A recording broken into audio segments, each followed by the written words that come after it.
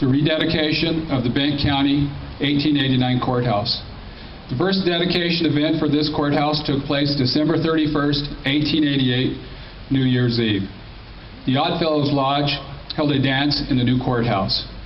A young lady, Grace Evans, then about 15 years of age, remembered that dance.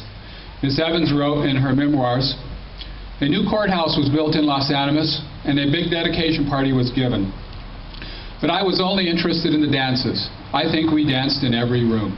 A huge crowd was present. And if any of you feel like dancing today, feel free to do so, as we have a musician joining us who will be playing music from the 1889 time period." This courthouse is truly an icon of the American West. It represents the namesake of our county, William Bent, his wife Al Woman, a Cheyenne maiden, and the friends of Mr. Bent, Kit Carson and Thomas Boggs. It represents at least 6 generations of men, women, and children, farmers, ranchers, businessmen and women, who have at one time or another called Bent County home. It represents those who have moved on but still call Bent County home. It represents those who have served our country in the armed forces.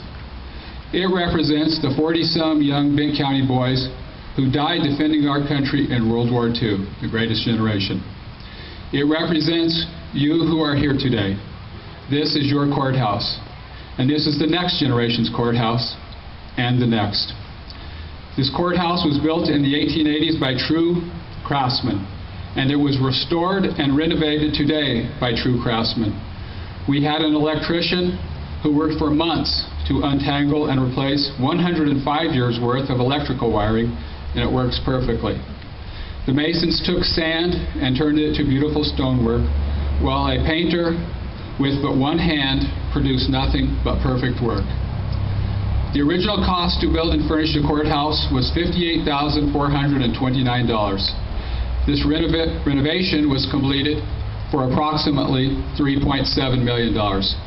The project included the complete replacement of the electrical, plumbing, and ventilation systems. The foundations were stabilized, windows reworked and insulated, a new roof, gutter system, and crown molding installed, and the entire building was painted inside and out. The most notable feature would probably be the addition of the tower. I have had many people tell me over the last year they could not remember the tower or knew anyone who could remember it.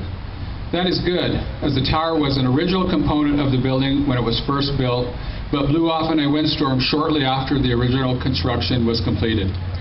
Access to the rooftop tower is now possible with the recent addition of a staircase, and that area will be open to the public after this ceremony ends. While the cost of a new facility would have been comparable to the cost of the courthouse renovation project, the cost to the local taxpayer is about 30 cents on the dollar because of the financial contributions of our partners. This project was completed with no tax increase and no debt was incurred by the county to complete the project, and a great historical landmark remains. The lobby area of the main floor was recently decorated with historic photos of the early days of Benton County, and we hope you enjoyed them. If you have any photos you would like to contribute to the county collection or to the Benton County Pioneer Historical Society, please let us know and we will arrange to have copies made. Those of us who work in this building are extremely proud of it and what it represents. But this project would not have been possible without the partnerships and financial support of others who the commissioners would like to recognize. Our consultants included Kathy Finau, project administrator, Tom Duke, project architect, Engineered Systems, AG Engineering, Sandra Otterbury, and Richard Carrillo, our project archaeologist.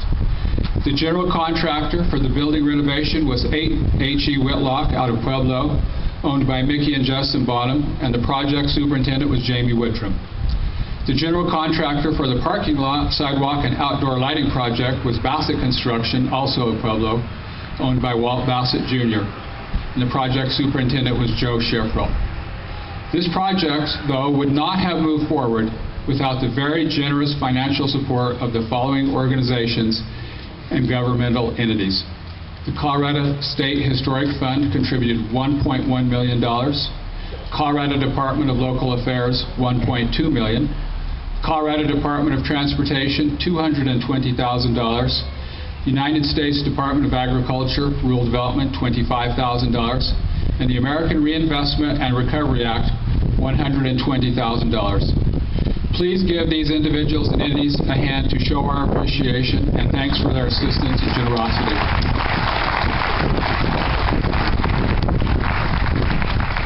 I would now like to introduce our first speaker, Mr. Ed Nichols, President and CEO of History Colorado. Thank you.